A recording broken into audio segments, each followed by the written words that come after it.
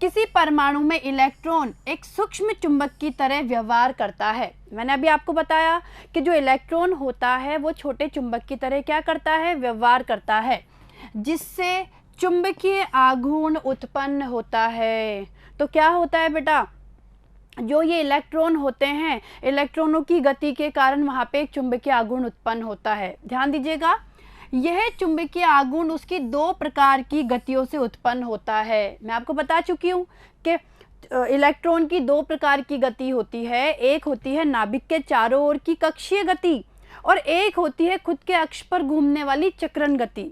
यानी कहने का मतलब है कि इलेक्ट्रॉन नाभिक के चारों ओर तो चक्कर लगाता ही लगाता है, साथ में वो अपने अक्ष पर भी घूमता है।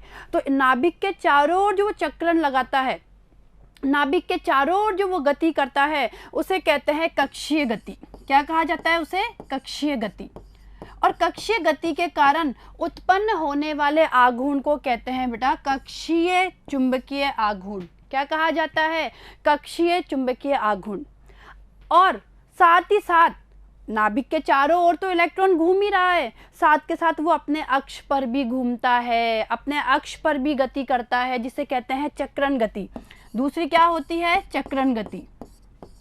और चक्रण गति के कारण जो चुंबकीय आघूर्ण उत्पन्न होता है उसे चक्रण चुंबकीय आघूर्ण कहा जाता है। तो देखिए बच्चों, तो हमने क्या देखा कि इसकी गति के कारण दो प्रकार के चुंबकीय आघूर्ण उत्पन्न होते हैं। ठीक है, देखिए नाभिक के चारों ओर की जो गति होती है, जिसे हम कक्षक गति बोलते हैं या कक्षीय गति भी कहते हैं, इसके कारण कक्षीय चुंबकीय आघूर्ण उत्पन्न होता है। दूसरा हम बात करें अपने अक्ष पर, यानी अपने अक्ष पर जो इसकी चक्रण गति होती है, इस चक्रण गति के कारण चक्रण चुंबकीय आघूर्ण उत्पन्न होता है। तो हमने क्या देखा कि किसी पदार्थ में, या हम बात करें किसी भी परमाणु में, जो इलेक्ट्रॉन है उसकी दो प्रकार की गति के कारण दो प्रकार के चुंबकीय आघूर्ण उत्पन्न हो गए, और इन दोनों चुंबकीय आघूर्ण से ही पूरे परमाणु में एक चुंबकीय आघूर्ण का निर्माण होता है। तो देखिए ध्यान दीजिएगा, यानी जो कुल चुंबकीय आघूर्ण होता है वो इन दोनों का योग होता है। इन दोनों चुंबकीय आघूर्णों के ऊपर किसी भी पदार्थ का कुल चुंबकीय आघूर्ण निर्भर करता है। देखिए, इसे बोर मैग्नेटोन में मापा जाता है। चुंबकीय आघूर्ण को मापने की इकाई होती है बोर मैग्नेटोन। क्लियर है बच्चों? आगे देखिएगा, इस आधार पर ठोस को 5 भागों में बांटा गया है। 5 प्रकार के ठोस होते हैं। पहला अनुचुंबकीय, दूसरा प्रतिचुंबकीय, तीसरा लोह चुंबकीय, चौथा प्रतिलोह चुंबकीय और पांचवा है आपका फेरी चुंबकीय। देखिए बच्चों, हम इन पांचों के बारे में एक एक करके अध्ययन करेंगे। यहाँ पे आपको चुंबकीय गुण समझना बहुत ही आवश्यक है। पता होना चाहिए कि किसी भी पदार्थ में चुंबकीय गुणों की उत्पत्ति कैसे होती है। तो ध्यान दीजिएगा, सबसे पहले हम स्टार्ट कर रहे हैं अणु चुंबकीय के बारे में कि अणु चुंबकीय पदार्थ क्या होते हैं। देखिए बच्चों, अणु चुंबकीय पदार्थ, ये कहा जाता है कि कुछ पदार्थ ऐसे होते हैं जिन्हें चुंबकीय क्षेत्र में रखने पर वो दुर्बल रूप से चुंबकीय क्षेत्र की तरफ आकर्षित होते हैं। यानी चुंबकीय क्षेत्र में अगर उन पदार्थों को रखा जाएगा तो वो उसकी तरफ आकर्षित होते हैं, दुर्बल रूप से आकर्षित होते हैं। ऐसे पदार्थों को अणु चुंबकीय पदार्थ कहते हैं। अब ऐसा क्यों होता है? तो ये कहा जाता है कि इन पदार्थों में अयुग्मित इलेक्ट्रॉन पाए जाते हैं। क्या पाए जाते हैं? अयुग्मित इलेक्ट्रॉन। देखिए बच्चों, अयुग्मित इलेक्ट्रॉन आप लोग सब जानते होंगे, यानी किसी भी कक्षक में अगर एक ही इलेक्ट्रॉन उपस्थित है। देखिए ध्यान दीजिएगा, जैसे मैं बात कर रही हूँ किसी एस कक्षक की बात कर रही हूँ, अगर एस कक्षक में एक ही इलेक्ट्रॉन है, ये एक ही इलेक्ट्रॉन है, ये इसकी अयुग्मित अवस्था है। और अगर इसी एस कक्षक में इस तरीके से मैं 2 इलेक्ट्रॉन बना दूं जिनकी डायरेक्शन अपोजिट है, दोनों की दिशा अपोजिट है, ये होती है युग्मित अवस्था। ये क्या होती है? युग्मित। युग्मित इलेक्ट्रॉन होते हैं और ये होते हैं अयुग्मित इलेक्ट्रॉन। ये तो मैंने बताई एस कक्षक के बारे में। अगर पी की बात करें तो देखिए, पी में अगर मान लीजिए ये भी अयुग्मित अवस्था है, इस तरीके से इन दोनों में एक एक बना दिया, ये भी अयुग्मित अवस्था है, इसमें भी एक बना दिया, ये भी अयुग्मित अवस्था है।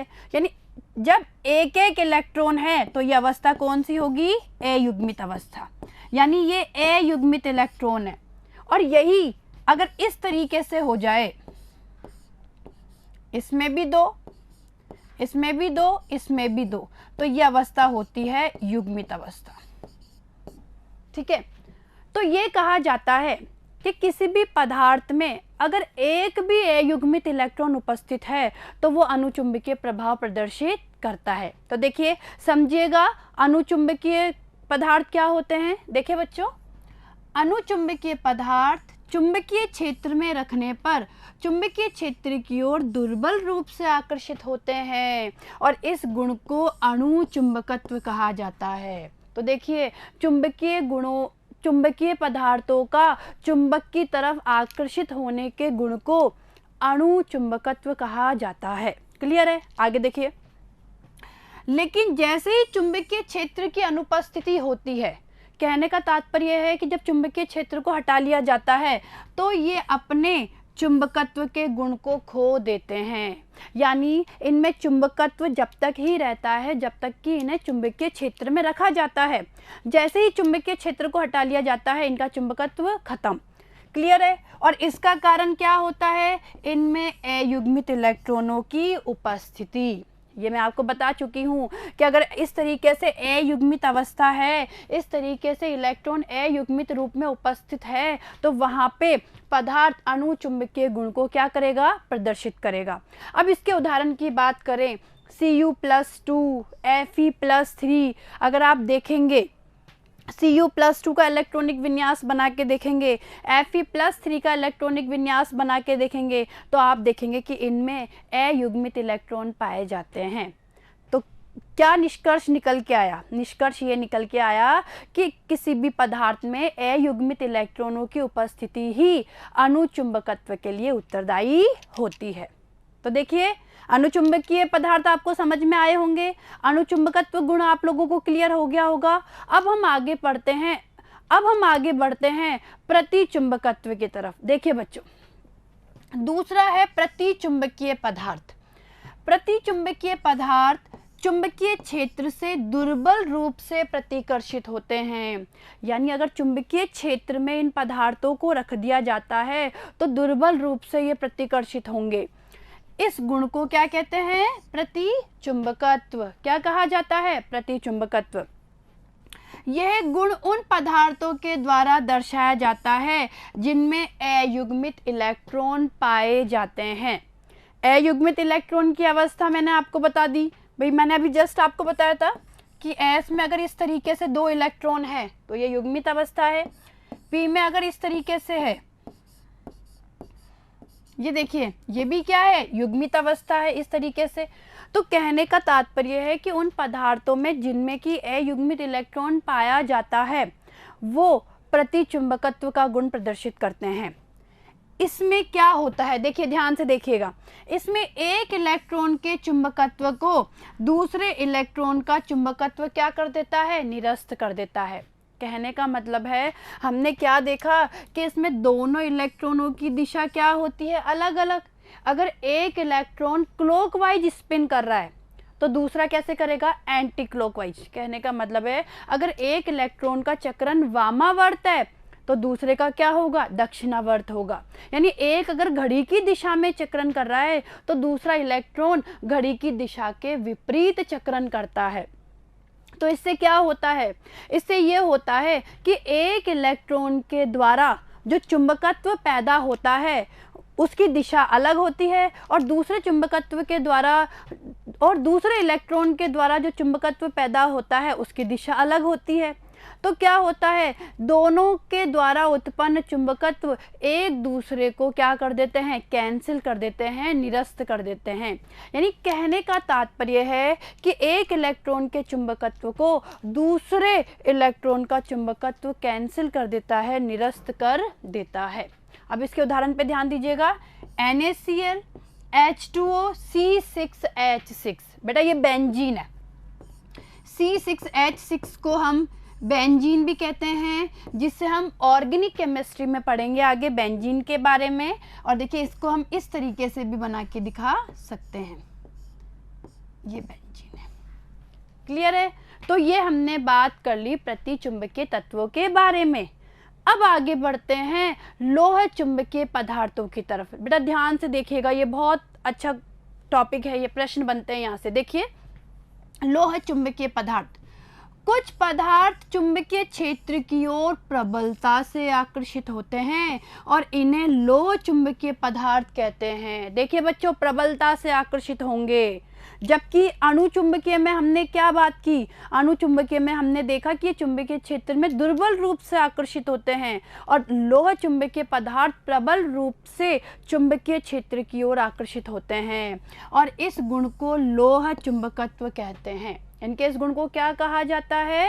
लोह चुंबकत्व। क्लियर है? आगे देखिए, चुंबकीय क्षेत्र में ये स्थायी चुंबकीय गुण ग्रहण कर लेते हैं। तो देखिए बच्चों, जब इन पदार्थों को चुंबकीय क्षेत्र के मध्य रखा जाता है तो ये स्थायी चुंबक की तरह व्यवहार करने लग जाते हैं। क्लियर है? यानी कहने का मतलब है इनमें स्थायी चुंबकत्व आ जाता है। तो आगे देखिए, इन्हें स्थायी चुंबक बनाए जाते हैं, यानी इनसे क्या बनाए जाते हैं? देखिए बच्चों, इनसे स्थायी चुंबक बनाए जाते हैं। इनमें धातु आयन छोटे खंडों में एक साथ समूहित हो जाते हैं, जिन्हें डोमेन कहते हैं। अब देखिए, यहाँ समझने वाला बिंदु आया है। क्या होता है? देखिए बच्चों, जो लोह चुंबकत्व पदार्थ होते हैं या जो लोह चुंबकीय पदार्थ होते हैं, उनमें इन ठोसों में क्या होता है? जो छोटे छोटे धातु आयन होते हैं, वो आयन आपस में छोटे छोटे खंडों के रूप में समूहित हो जाते हैं, यानी छोटे छोटे खंडों के रूप में एक समूह के रूप में व्यवस्थित हो जाते हैं, जिन्हें डोमेन कहा जाता है। क्या कहा जाता है? डोमेन। जब किसी भी प्रकार का चुंबकीय क्षेत्र नहीं होता है तो इन डोमेनों की जो दिशा होती है वो अव्यवस्थित होती है। कोई भी डोमेन की दिशा किधर भी हो जाएगी, यानी कोई अनियमित दिशा होती है, अनिश्चितता होती है। लेकिन जैसे ही चुंबकीय क्षेत्र लगाया जाता है तो सारे डोमेनों की जो दिशा है वो एक निश्चित व्यवस्थित हो जाती है, यानी इनका अभिविन्यास एक ही दिशा में हो जाता है और इस एक दिशा में अभिविन्यास होने के कारण ही इनमें स्थायी चुंबकीय गुण आ जाता है। तो समझ में आया क्या होते हैं डोमेन? यानी कहने का तात्पर्य है कि जो धातु आयन है वो छोटे छोटे समूह के रूप में एक जगह समूहित हो गए, उन्होंने छोटे छोटे समूह के रूप में एक जगह इकट्ठे हो गए, जिन्हें डोमेन नाम दिया गया है। तो देखिए, इस पॉइंट को हम डोमेन के द्वारा समझेंगे। जो लोहा चुंबकीय पदार्थ है उसको डोमेन कंसेप्ट के द्वारा समझेंगे। तो डोमेन आप लोगों को समझ में आ ही गया क्या होता है डोमेन। आगे देखिएगा, तो प्रत्येक जो डोमेन होता है, जो मैं प्रत्येक डोमेन की बात कर रही हूँ, वो छोटे चुंबक की तरह क्या करते हैं? व्यवहार करते हैं। चुंबकीय क्षेत्र की अनुपस्थिति में ये डोमेन ठोस में अनियमित रूप से अभिविन्यासित रहते हैं। मैं अभी अभी आपको बता चुकी हूँ ये चीज़ कि अगर चुंबकीय क्षेत्र नहीं है तो ये कैसे व्यवस्थित रहेंगे? अनियमित रूप से। कैसे? अनियमित रूप से अभिविन्यासित रहेंगे डोमेन। किसी डोमेन की दिशा इधर, किसी की इधर, किसी के ऊपर, किसी के नीचे, यानी कोई इनका नियमित अभिविन्यास नहीं है। लेकिन चुंबकीय क्षेत्र की उपस्थिति में एक ही दिशा में अभिविन्यासित हो जाते हैं और प्रबल चुंबकीय प्रभाव उत्पन्न करते हैं। तो आया समझ में कि जैसे ही चुंबकीय क्षेत्र लगाया जाएगा, इनका अभिविन्यास एक ही दिशा में, सभी डोमेनों का अभिविन्यास जो होता है वो एक ही दिशा में हो जाता है और इससे प्रबल चुंबकीय प्रभाव पैदा होता है। ठीक है बच्चों, आगे देखिए, चुंबकीय क्षेत्र हटा लेने पर भी इनका चुंबकीय प्रभाव एज इट इज बना रहता है, यानी स्थायी चुंबकत्व दर्शाते हैं। तो मैंने बताया था ये पदार्थ क्या दर्शाते हैं? स्थायी चुंबकत्व का गुण दर्शाते हैं। उदाहरण देखिए, हमारा आयरन है, कोबाल्ट है, निकल है, ये इसके क्या है? उदाहरण है। तो देखिए बच्चों, ये डोमेन का कंसेप्ट और लोह चुंबकीय पदार्थ आपको समझ में आए होंगे। अब हम एक डायग्राम के थ्रू इसे समझ लेते हैं। ध्यान से देखिएगा, ये एक डोमेन की आपको संरचना दिखाई गई है, जिसमें क्या देखा? ये छोटे छोटे समूह बन रहे हैं। बेटा ध्यान से देखिए, ये छोटे छोटे समूह के रूप में जो आयन है वो एक तरीके से क्या हो गए? व्यवस्थित हो गए। ये डोमेन, ये देखिए, ये सब, ये जो मैं बात कर रही हूँ, ये अलग अलग डोमेन बने हुए हैं किसी भी ठोस में। अब देखिए, ये जो इनका अभिविन्यास है ये कैसा अभिविन्यास है? अनियमित अभिविन्यास। आप देखेंगे किसी डोमेन में दिशा, जैसे इसमें दिशा इधर है, इस डोमेन में दिशा इधर है, इसमें भी दिशा इधर है, इसमें दिशा इधर है, यानी हर डोमेन में जो दिशा है वो अलग अलग डायरेक्शन में है, अभिविन्यास अलग अलग है। ये तो हम बात कर रहे हैं चुंबकीय क्षेत्र की अनुपस्थिति में, जब किसी प्रकार का चुंबकीय क्षेत्र नहीं लगा हुआ। लेकिन जैसे ही चुंबकीय क्षेत्र लगाया जाता है तो चुंबकीय क्षेत्र की उपस्थिति में कैसा अभिविन्यास प्रदर्शित करते हैं? ये नियमित अभिविन्यास।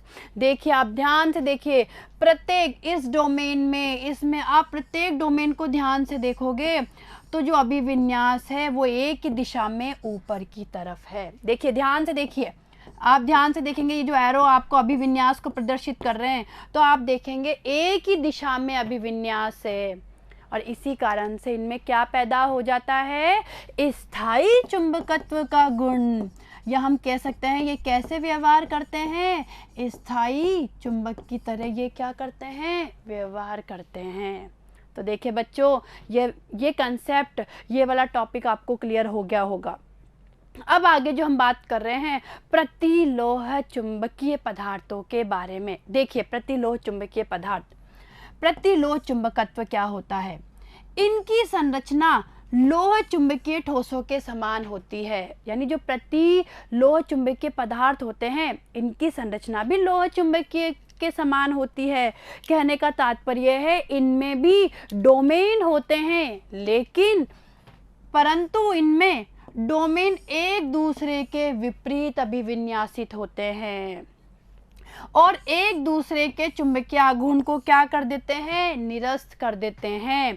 कहने का तात्पर्य है कि इस प्रकार के जो पदार्थ होते हैं उनमें अगर चुंबकीय क्षेत्र लगाया जाएगा तो भी क्या होगा? जो डोमेन होते हैं उन डोमेनों की दिशा एक दूसरे के विपरीत होगी। यानी एक डोमेन की दिशा अगर इधर तो दूसरे की इधर, तीसरे की अगर इधर, चौथे की इधर। और इस तरीके से आपने क्या देखा कि दिशा विपरीत विपरीत है तो वो क्या करते हैं? एक दूसरे के चुंबकीय आघूर्ण को निरस्त कर देते हैं। इस गुण को प्रतिलोह चुंबकत्व भी कहते हैं। ध्यान दीजिएगा, उदाहरण MnO2, Mn2O3 इसके क्या है? उदाहरण है। क्लियर है? तो ये चीज़ आपको क्लियर हुई होगी बच्चों, ये चीज़ आपको समझ में आ गई होगी कि प्रतिलोह चुंबकीय पदार्थ क्या होते हैं। अब आगे हम बढ़ते हैं फेरी चुंबकीय पदार्थों की तरफ। देखिए बच्चों, फेरी चुंबकत्व, इनकी संरचना भी लोह चुंबकत्व के समान ही होती है। इनमें भी डोमेन पाए जाते हैं। चुंबकीय क्षेत्र की अनुपस्थिति में इनमें भी डोमेन का जो विन्यास होता है वो अव्यवस्थित होता है। लेकिन डोमेनों के जो चुंबकीय आघूर्ण का संरेखन होता है वो समानांतर एवं प्रति समानांतर दिशाओं में असमान होता है।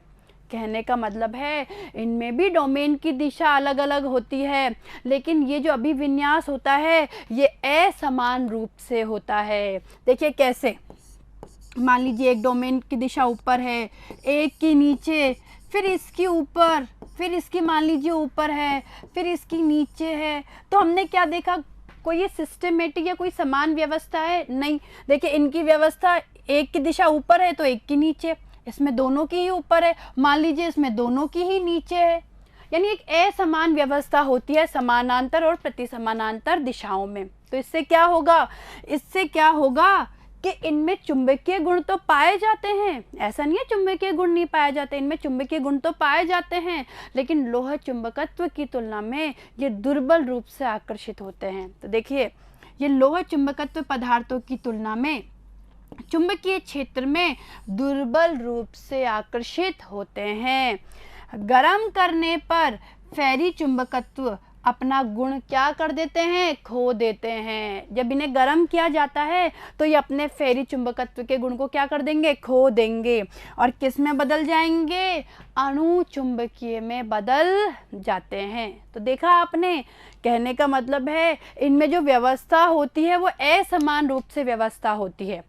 तो इनमें चुंबकीय गुण तो होता है लेकिन लोह चुंबकीय पदार्थों की तुलना में कम होता है। उदाहरण देखिए, Fe3O4, Mgfe2O4 ये इसके क्या है बेटा, उदाहरण है। तो ये चीज़ आपको समझ में आया होगा, फेरी चुंबकत्व क्या होते हैं, क्लियर हो गया होगा। एक बार देखिए हम वापस चित्र के माध्यम से समझ लेते हैं। देखिए ये पहला चित्र ध्यान से देखिए, पहले चित्र को आप ध्यान से देखेंगे, ये जो आपको दिखाए गए हैं ये डोमेन है, ये डोमेन है बेटा। देखिए फर्स्ट चित्र को, इस वाले को आप ध्यान से देखेंगे, इस वाले को, तो आप देखेंगे कि डोमेन में जो अभिविन्यास है वो एक ही दिशा में है। ये हम बात कर रहे हैं जब इन पर चुंबकीय क्षेत्र लगाया गया है।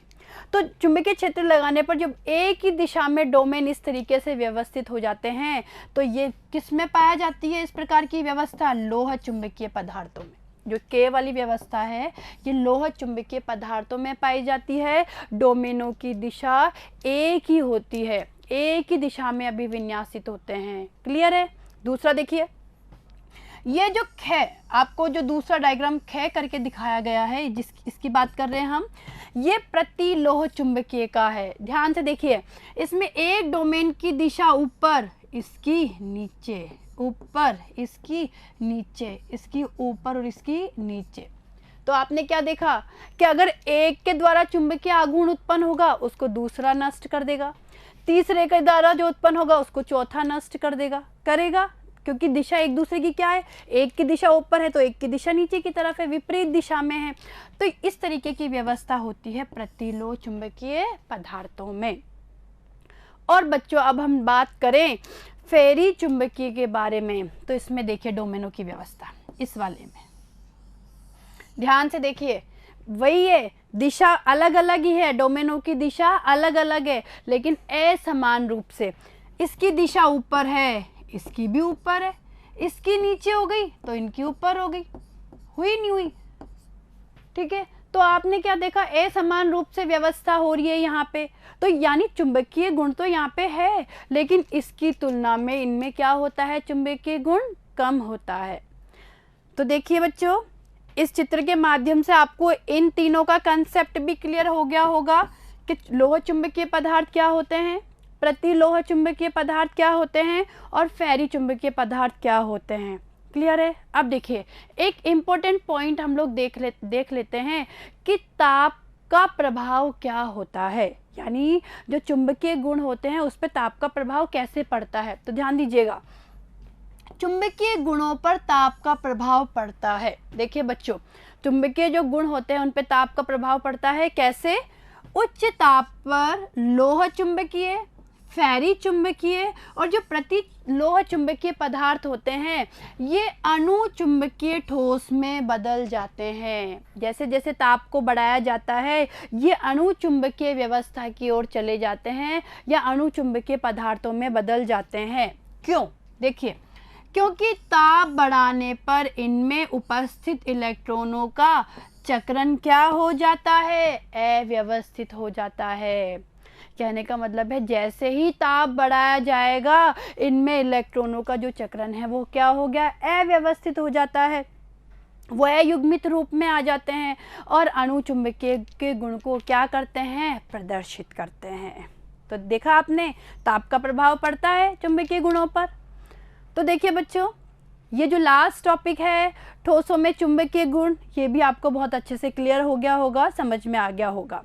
ठीक है, अब आगे के वीडियो में हम इस यूनिट से संबंधित जो भी हमारी पाठ्य पुस्तक के अभ्यास प्रश्न है उनको लेके आएंगे, प्रश्न उत्तर करेंगे।